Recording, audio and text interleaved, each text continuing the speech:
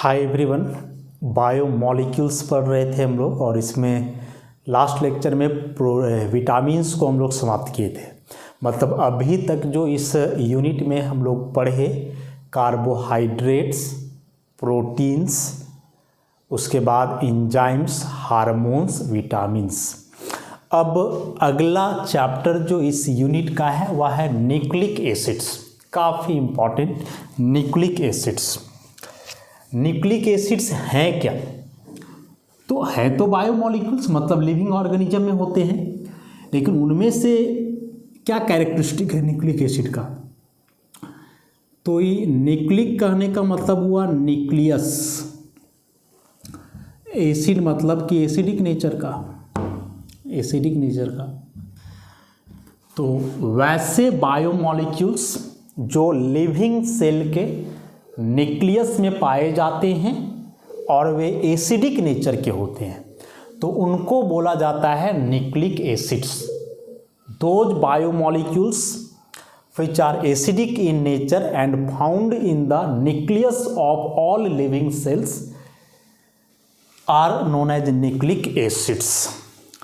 अब यदि और डिटेल में हम लोग चले न्यूक्लिक एसिड्स को लेकर के, तो जितने भी लिविंग सेल्स हैं, लिविंग सेल्स, सारे लिविंग सेल्स में होता है उसका न्यूक्लियस मतलब न्यूक्लियाई। सारे न्यूक्लियाई में होता है न्यूक्लियोप्रोटीन्स। न्यूक्लियोप्रोटीन्स यहाँ से अब दो चीज़ आया, एक आया न्यूक्लिक एसिड, न्यूक्लिक एसिड, और दूसरा आ गया प्रोटीन का पार्ट। न्यूक्लिक एसिड यहाँ से हो जाएगा दो प्रकार का, दो प्रकार का न्यूक्लिक एसिड होता है basically. One is DNA and the other is RNA. Nucleic acid से मिलता है न्यूक्लियोटाइड, न्यूक्लियोटाइड से मिलता है न्यूक्लियोसाइड प्लस फास्फोरिक एसिड। और ये फास्फोरिक एसिड के चलते एसिडिक नेचर होता है। फास्फोरिक एसिड एक इनऑर्गेनिक एसिड है, दिस वन फास्फोरिक एसिड। और इस न्यूक्लियोसाइड से फिर जो है फाइनली मिलता है हम लोग को, इसके आगे लिखा जाए न्यूक्लियोसाइड मिला, न्यूक्लियोसाइड, और न्यूक्लियोसाइड से फिर मिलता है क्या क्या? तो न्यूक्लियोसाइड से मिलता है शुगर प्लस बेस। शुगर में यहाँ मिलता है अल्डोपेंटोज, कार्बोहाइड्रेट में हम लोग देखें, और अल्डोपेंटोज में beta D minus ribose. Base में दो प्रकार का बेस है, purine bases plus pyrimidine bases, pyrimidine bases. ऐसा अब पूरा बात हम लोग समझते हैं न्यूक्लिक एसिड से रिलेटेड। तो पूरा बात अब समझना क्या है हम लोग को कि जितने भी लिविंग ऑर्गेनिज्म हैं, शुरू में एकदम बताए थे, स्टार्ट जब कर रहे थे बायोमॉलिक्यूल उस समय, कि बायोमॉलिक्यूल्स मिल करके बनाते हैं ऑर्गेनेल्स। ऑर्गेनेल्स से बनता है टिश्यूज, सॉरी सेल, सेल से बनता है टिश्यूज, टिश्यूज से बनता है ऑर्गेन, ऑर्गेन से बनता है लिविंग ऑर्गेनिज्म। तो कोई भी लिविंग सिस्टम है उसके अंदर सेल है। हर लिविंग सिस्टम का जो बेसिक यूनिट होता है वह सेल कहलाता है, तो वह सेल होगा। अब हर एक लिविंग सेल का न्यूक्लियस में होता है न्यूक्लियोप्रोटीन। हर एक लिविंग सेल का न्यूक्लियस में होता है न्यूक्लियोप्रोटीन। अब न्यूक्लियोप्रोटीन दो चीज़ है, nucleic acid plus protein. Protein तो ऑलरेडी हम लोग पहले पढ़ चुके हैं, ग्लोबुलर फाइबरस जो भी अलग अलग टाइप के थे। न्यूक्लिक एसिड यहाँ से है और इसी न्यूक्लिक एसिड को हम लोग को पढ़ना है। अब इस न्यूक्लिक एसिड में दो चीज़ है, डीएनए और आरएनए। अब इस न्यूक्लिक एसिड को तोड़ोगे तो यहाँ से मिलता है न्यूक्लियोटाइड, फिर न्यूक्लियोटाइड को तोड़ोगे तो मिलेगा न्यूक्लियोसाइड प्लस फास्फोरिक एसिड। और फास्फोरिक एसिड मतलब एक एसिड है, और इस एसिड होने के चलते ही न्यूक्लिक एसिड इसका नाम पड़ा है। अब यहाँ से जो न्यूक्लियोसाइड मिला है ना, इस न्यूक्लियोसाइड को हाइड्रोलाइज करोगे तो मिलता है शुगर प्लस बेस। शुगर में जो पीछे हम लोग पढ़े हैं, कार्बोहाइड्रेट में बहुत सारे शुगर्स पढ़े थे, उसमें से यहाँ जो शुगर होता है वो अल्डोपेंटोज, और अल्डोपेंटोज में बीटा डी राइबोज, और बेस में यहाँ प्यूराइन और पिरिमिडिन, दो प्रकार के heterocyclic nitrogen containing heterocyclic base है। क्या है वो स्ट्रक्चर में हम लोग आगे देखेंगे। तो इस चार्ट से, इस डाटा से हम लोग को पता चला कि न्यूक्लिक एसिड कैसे रिलेटेड है एक लिविंग ऑर्गेनिज्म से, और यह लिविंग ऑर्गेनिज्म में कहाँ होता है, कैसे आखिर यह एक बायोमॉलिक्यूल हुआ।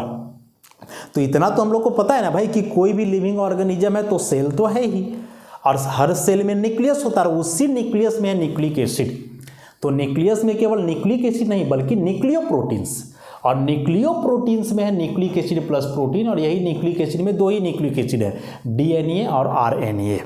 यही दोनों को काफ़ी डिटेल में हम लोग को पढ़ना है। लेकिन हाँ, न्यूक्लिक एसिड डायरेक्ट नहीं, चूंकि न्यूक्लिक एसिड बना है न्यूक्लियोटाइड से, न्यूक्लियोटाइड बना है न्यूक्लियोसाइड प्लस फॉस्फोरिक एसिड से, तो फॉस्फोरिक एसिड तो डायरेक्टली जान रहे हैं H3PO4। अब न्यूक्लियोसाइड बना है शुगर प्लस बेस से, अब शुगर में अल्डोपेंटोज, बीटा डी राइबोज, और बेस में प्यूराइन और पिरिमिडिन। मतलब सबसे पहले हम लोग समझेंगे किस प्रकार के शुगर्स हैं, किस प्रकार के बेसेस हैं, शुगर बेस मिल करके न्यूक्लियोसाइड कैसे बनाते हैं, फिर न्यूक्लियोसाइड फास्फोरिक एसिड से कंबाइन करके न्यूक्लियोटाइड कैसे बनाता है, और तब ये न्यूक्लियोटाइड कैसे अरेंज या कंबाइन करके न्यूक्लिक एसिड बनाते हैं। तो यहाँ से शुरू करना हम लोग को, और यहाँ से शुरू करते करते जो है यहाँ तक पढ़ना है, न्यूक्लिक एसिड तक, डीएनए आरएनए तक, फिर इसका फंक्शन वगैरह पढ़ेंगे तो पूरा बात जो है सो क्लियर हो जाएगा। तो यह न्यूक्लिक एसिड में था, न्यूक्लिक एसिड का इंट्रो कि हम लोग को क्या पढ़ना है इसमें, और न्यूक्लिक एसिड क्या बतलाता है, किस तरह से यह रिलेटेड है। सबसे पहले न्यूक्लिक एसिड को जो है ना अलग किया गया था, जो वाइट ब्लड सेल है WBC, बॉडी के अंदर जो वाइट ब्लड सेल है जो कि वायरस से फाइट करता है, तो इस WBC के न्यूक्लियस से सबसे पहले अलग किया गया था न्यूक्लिक एसिड को, WBC का न्यूक्लियस है। और कौन अलग किए थे, तो JF मिक्सचर 1869 में, बहुत पहले जॉन फ्रेडरिक मिक्सचर 1869 में वाइट ब्लड सेल के न्यूक्लियस से न्यूक्लिक एसिड को आइसोलेट किए थे, इसलिए इसका नाम पड़ा न्यूक्लिक एसिड। क्योंकि वाइट ब्लड सेल का न्यूक्लियस से मिल रहा था और आइसोलेट करने के बाद देखे कि यह एसिडिक नेचर का है, तो न्यूक्लियस में मिला और एसिडिक नेचर का है, that's why is a nucleic acid. अब हम लोग और डिटेल में देखते हैं शुरू से।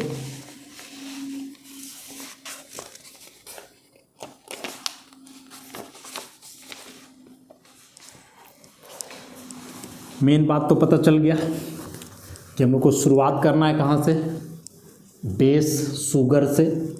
बेस और शुगर को मिला करके न्यूक्लियोसाइड, न्यूक्लियोसाइड में फिर फास्फोरिक एसिड मिलाएंगे न्यूक्लियोटाइड, न्यूक्लियोटाइड के बाद हम लोग देखेंगे फिर न्यूक्लिक एसिड। तो उसके पहले और क्या क्या समझ सकते हैं इसके बारे में हम लोग देखते हैं।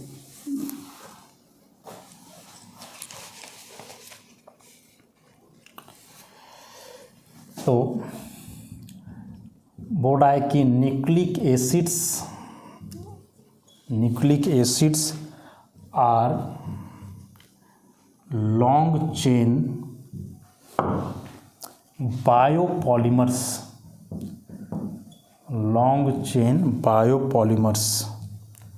Made up of nucleotides. मतलब ऐसे बोल सकते हो, polynucleotides are the nucleic acids. तो यहाँ न्यूक्लियोटाइड इज द मोनोमर, एक यूनिट जो होता है वह मोनोमर कहलाता है। तो न्यूक्लियोटाइड मोनोमर यूनिट है, और जब बहुत सारे न्यूक्लियोटाइड मिल जाएंगे तो उसी का पॉलीमर बनेगा पॉलीन्यूक्लियोटाइड, जो कि न्यूक्लिक एसिड कहलाएगा। इसलिए इस न्यूक्लिक एसिड को हम लोग पॉलीमर बोल रहे हैं। तो बोला है कि न्यूक्लिक एसिड पॉलीमर्स है। बायोपॉलीमर्स कहने का मतलब कि बायोलॉजिकल सिस्टम में होता है, चाहे बायोलॉजिकल सिस्टम मतलब जो भी लिविंग सिस्टम है उसके अंदर होता है। पॉलीमर वर्ड का मतलब समझ गए कि अब बहुत सारे मॉलिक्यूल का कंपोज्ड फॉर्म है, और ऑब्वियसली पॉलीमर है तो लॉन्ग चेन तो रहेगा ही। तो ऑल न्यूक्लिक एसिड्स, ऑल मतलब कि DNA RNA, are long chain biopolymers made up of nucleotides, means nucleotides are the monomers and their polymerized form is called nucleic acid। अब इसमें से बोल रहा है कि जो यह न्यूक्लियोटाइड है, इस न्यूक्लियोटाइड में होता है तीन चीज। पहला है हेट्रोसाइक्लिक एमीन बेस, मतलब नाइट्रोजन कंटेनिंग हेट्रोसाइक्लिक रिंग। फिर है अल्डोपेंटोज शुगर। फिर है फास्फोरिक एसिड। ये तीन चीज़। तो एक न्यूक्लियोटाइड बना है हेट्रोसाइक्लिक एमीन बेस से, अल्डोपेंटोज शुगर से जिसमें राइबोज है हम लोग देखें, और फास्फोरिक एसिड से। ये तीन चीज़ आपस में मिलके न्यूक्लियोटाइड बनाते हैं। फिर बहुत सारे न्यूक्लियोटाइड मिल गए तो पॉलीन्यूक्लियोटाइड, और यही पॉलीन्यूक्लियोटाइड का अलग अलग अरेंजमेंट के आधार पे दो प्रकार के न्यूक्लिक एसिड हुए, डीएनए और आरएनए। अब इसमें से बोल रहा है कि ये जो बहुत सारे न्यूक्लियोटाइड्स हैं, जैसे मान लो कि ये सारे न्यूक्लियोटाइड हैं, ऐसे करके बहुत सारे न्यूक्लियोटाइड हैं, ऐसा इसमें से ये न्यूक्लियोटाइड है। तो बोल रहा है कि इसमें से बहुत सारे जो न्यूक्लियोटाइड आपस में जुड़े होते हैं। जैसे पीछे हम लोग कार्बोहाइड्रेट में देखे कि बहुत सारे मोनोमेरिक यूनिट जो जुड़े रहते थे, जो मिल करके एक डाइसेक्राइड या पॉलीसेक्राइड का फॉर्मेशन कर रहे थे, तो उस लिंकेज को हम लोग बोल रहे थे ग्लाइकोसिडिक लिंकेज। फिर हमने प्रोटीन्स में पढ़ा कि बहुत सारे अल्फा अमीनो एसिड्स वहाँ जुड़े होते हैं एक दूसरे से, जो कहलाता है अमाइड लिंकेज या पेप्टाइड लिंकेज। उसी प्रकार से न्यूक्लिक एसिड में जो बहुत सारे न्यूक्लियोटाइड्स आपस में जुड़े रहते हैं, इस लिंकेज को यहाँ हम लोग बोलते हैं phosphate ester linkage. Phosphate ester linkage, या इसी को शॉर्ट में हम लोग फॉस्फो एस्टर लिंकेज के नाम से जानते हैं, उसी चीज़ को। अब इसमें से जो तीन कंपोनेंट हम लोग पढ़े, बेस पढ़े, शुगर पढ़े और फास्फोरिक एसिड पढ़े, ये तीनों का किस प्रकार से कंपोजिशन होता है, मतलब तीनों में कौन पहले होता है, कौन बाद में होता है, कौन बीच में होता है, तीनों का अरेंजमेंट किस प्रकार का होता है। तो अरेंजमेंट ऐसे होता है, सबसे पहले बेस रहता है, फिर शुगर होता है, और लास्ट में फॉस्फेट ग्रुप होता है, फास्फोरिक एसिड।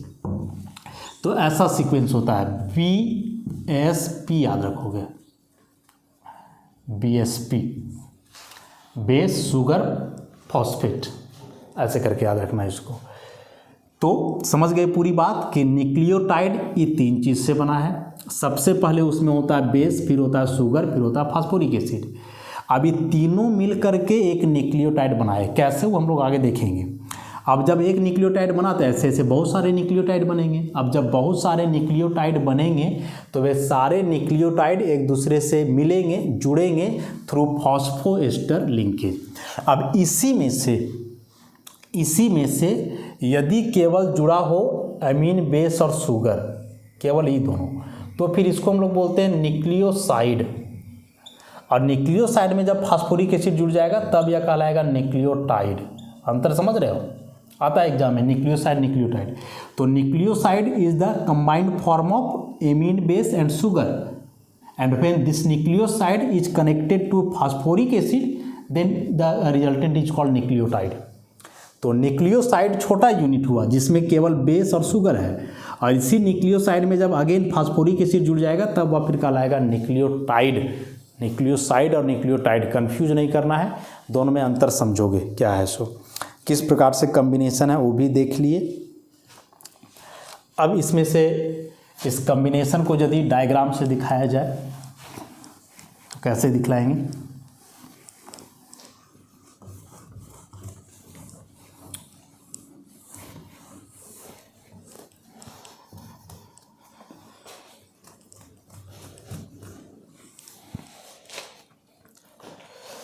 तो सबसे पहले बेस यहाँ जुड़ा होता है, बेस कनेक्टेड रहेगा शुगर से, और यह शुगर जुड़ा हुआ रहेगा फास्फोरिक एसिड ग्रुप से। ऐसा कैसे ये सब बॉन्ड बनता हो तो हम लोग देखेंगे ही। तो ये बेस शुगर फास्फोरिक एसिड ये पूरा मिल करके बनाया एक nucleotide. So this one is nucleotide which is monomer. अब ऐसे ऐसे बहुत सारे न्यूक्लियोसाइड जुड़ेंगे न्यूक्लियोटाइड। तो बेस शुगर और फिर यहाँ फास्फोरिक एसिड, ऐसा। अब ऐसा एक यूनिट और आएगा, तो एक यूनिट ऐसा और आएगा तो फिर ऐसा ही रहेगा, बेस ऊपर में, फिर यहाँ रहेगा शुगर। अब शुगर में जो OH होता है तो OH मिल करके H2O बाहर होता है और ओवरऑल यहाँ O बचेगा, ऐसे, ठीक। उसके बाद फिर वैसे ही सीक्वेंस चलेगा, O, फिर यहाँ आ जाएगा P डबल बॉन्ड O, उसके बाद फिर OH, फिर OH, और ऐसे ही फिर यहाँ से बाहर चलेगा, ऐसे। तो यह जो लिंकेज देख रहे हो, this is called phosphoester linkage, ऐसा।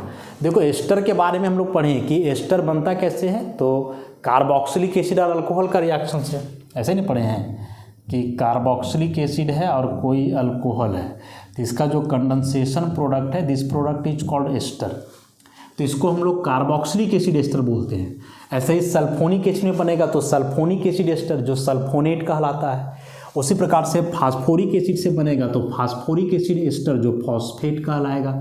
तो यहाँ यह जो बॉन्ड बना, दिस इज फॉस्फोएस्टर लिंकेज। बहुत इंपॉर्टेंट क्वेश्चन है, याद रखोगे कि in polysaccharides the monomeric units are held together by glycosidic linkage.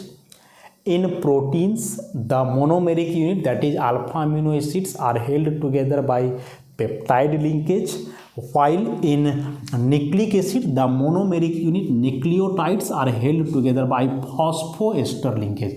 मतलब एक में बन रहा था ईथर, देखो कितना इंपॉर्टेंट बात बता रहे हैं। ग्लाइकोसिडिक लिंकेज मतलब ईथर का लिंकेज, ईथर बॉन्ड। उसके बाद फिर पेप्टाइड लिंकेज मतलब अमाइड बॉन्ड, पेप्टाइड मतलब अमाइड बॉन्ड। और फिर यहाँ हम लोग फॉस्फोएस्टर में देखें तो इसमें पता चल ही गया एस्टर।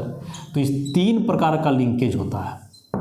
कितना इंपॉर्टेंट बात है, देख लो, बड़ा ही इंपॉर्टेंट एग्जाम में पूछता है डायरेक्टली। ग्लाइकोसिडिक मतलब ईथर लिंकेज, पेप्टाइड मतलब अमाइड लिंकेज, और ये जो फॉस्फेट है फॉस्फोएस्टर, ये हुआ एस्टर लिंकेज।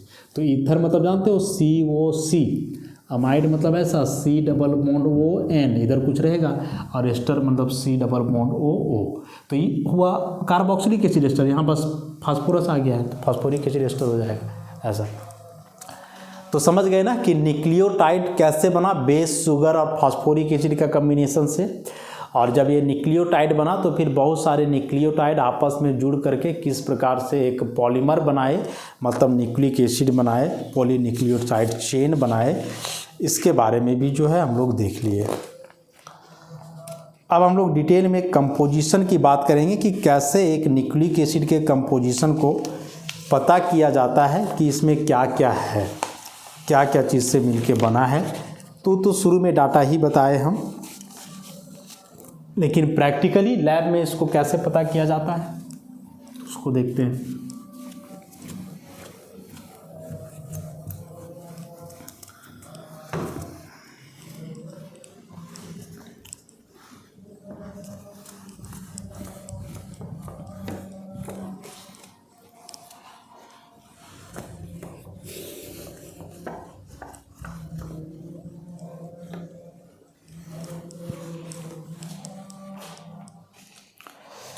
तो next, composition of nucleic acids, composition of nucleic acids. तो न्यूक्लिक एसिड्स है, इसका माइल्ड हाइड्रोलाइसिस, माइल्ड हाइड्रोलाइसिस किसके साथ, लिक्विड अमोनिया के साथ 115 डिग्री सेल्सियस पे, या फिर एक इसमें एंजाइम होता है न्यूक्लिएज, इसके साथ। तो जब न्यूक्लिक एसिड का माइल्ड हाइड्रोलाइसिस किया गया लिक्विड अमोनिया के साथ 115 डिग्री सेल्सियस पे, या फिर ये सब ना लेकर के एंजाइम दिया गया न्यूक्लिएज इसके जगह, तो यहाँ से प्रोडक्ट मिला न्यूक्लियोटाइड्स। इसका मतलब न्यूक्लियोटाइड से वो बना है। अब इस न्यूक्लियोटाइड्स का जब हाइड्रोलाइसिस किया गया अगेन एक्वस अमोनिया से 175 डिग्री सेल्सियस पे, तो फिर यहाँ से 2 चीज़ मिला, न्यूक्लियोसाइड्स मिला प्लस फास्फोरिक एसिड मिला, फास्फोरिक एसिड मिला। और अगेन इस न्यूक्लियोसाइड का हाइड्रोलाइसिस किया गया एक्वस हाइड्रोक्लोरिक एसिड से, तो यहाँ से मिला फिर शुगर प्लस बेस। शुगर में वही राइबोज और बेस में प्यूराइन और पिरिमिडीन बेस। तो ये लैब मेथड है। लैब में न्यूक्लिक एसिड को ऐसा ही पता किया गया, न्यूक्लिक एसिड के कंपोजिशन को, कि जब वाइट ब्लड सेल या कोई भी लिविंग सेल के न्यूक्लियस से अलग किया गया इस न्यूक्लिक एसिड को, तो लिक्विड अमोनिया में इस टेम्परेचर पे इसको हीट किया गया तो न्यूक्लियोटाइड मिला। फिर अगेन एक्वस अमोनिया 175 डिग्री, तो न्यूक्लियोसाइड प्लस फास्फोरिक एसिड, और न्यूक्लियोसाइड का फिर से एक्वस हाइड्रोक्लोरिक एसिड से हाइड्रोलाइसिस हुआ तो मिला शुगर और बेस। अब इसी को हम लोग दूसरे तरीके से ऐसे भी दिखा सकते हैं, सेम चीज़ को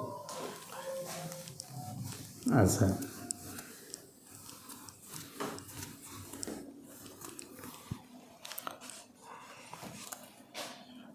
न्यूक्लिक एसिड्स क्या लिए? Aqueous ammonia temperature 115 degree Celsius, तो क्या बना? बना न्यूक्लियोटाइड्स। अगेन न्यूक्लियोटाइड्स में एक्वस अमोनिया फिर 175 डिग्री सेल्सियस, तो मिला न्यूक्लियोसाइड्स प्लस फास्फोरिक एसिड ऐसा। और फिर इस पूरे मिक्सचर का जब हाइड्रोलाइसिस किया गया इसके साथ एक्वस हाइड्रोक्लोरिक एसिड के साथ, तो यहाँ से फिर पूरा चीज़ अलग हो रहा था। क्या क्या अलग हो रहा था? Phosphoric acid plus sugar plus purines bases plus pyrimidines. आगे देखेंगे सब के बारे में, पिरिमिडीन्स। या फिर देखो, एक तो ऐसे सीक्वेंस वाइज चले हम लोग कि न्यूक्लिक एसिड का पार्शियल हाइड्रोलाइसिस होते गया है, एक एक करके तोड़ते गए। तो पहले न्यूक्लियोटाइड फिर न्यूक्लियोसाइड और ये मिक्सचर फिर ये पूरा को एक्वस HCl से मिला है। तो फास्फोरिक एसिड तो वैसा ही रहा, शुगर मिला इससे और 2 बेस प्यूराइन और पिरिमिडीन।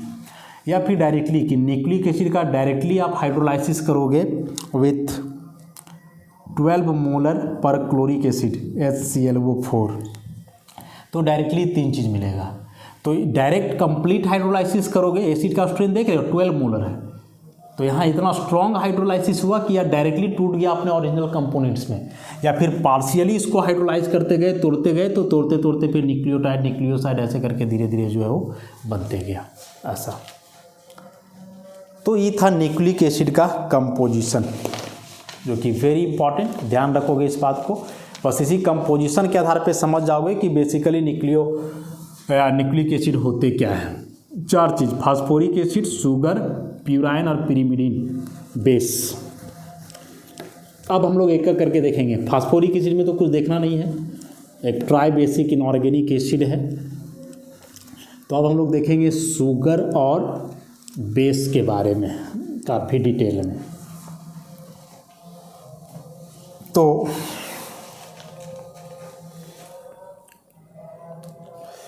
दो हम लोग पढ़े ना, एक DNA न्यूक्लिक एसिड है और दूसरा RNA है। जब DNA का हाइड्रोलाइसिस किया गया तब हाइड्रोलाइसिस से मिला था बीटा डी माइनस राइबोफ्यूरानोज, लेकिन यहाँ ऐसे मिला था 2-डीऑक्सी ऐसा। और जब RNA का हाइड्रोलाइसिस किया गया तो यहाँ से डायरेक्ट मिला था बीटा डी माइनस राइबोफ्यूरानोज। DNA का हाइड्रोलाइसिस से जो शुगर मिल रहा था उसका क्या नाम था? 2-डीऑक्सी बीटा डी माइनस राइबोफ्यूरानोज। और RNA से जो मिला उसका बीटा डी माइनस राइबोफ्यूरानोज। तो यहाँ से इसका मतलब हुआ कि राइबोज है और फ्यूरानोज मतलब फ्यूरानोज के फॉर्म में, मतलब इस तरह से 5 मेंबर साइक्लिक रिंग है ऐसा, फ्यूरान के फॉर्म में है। अब राइबोज क्या है? तो कार्बोहाइड्रेट में हम लोग पढ़े हैं ना, या एक अल्डोपेंटोज है। राइबोज इज अल्डोपेंटोज, ऐसा स्ट्रक्चर होता है, HC_O ऐसा, OH H फिर OH H फिर यहाँ OH H and this is CH2OH। This one is D minus ribose. अच्छा, यहाँ से हम लोग को चलना है और बनाना क्या है, बीटा डी माइनस राइबोज। तो डी माइनस तो इसका बीटा कैसे बनेगा, तो देखो नंबरिंग कर डालो 1 2 3 4 5।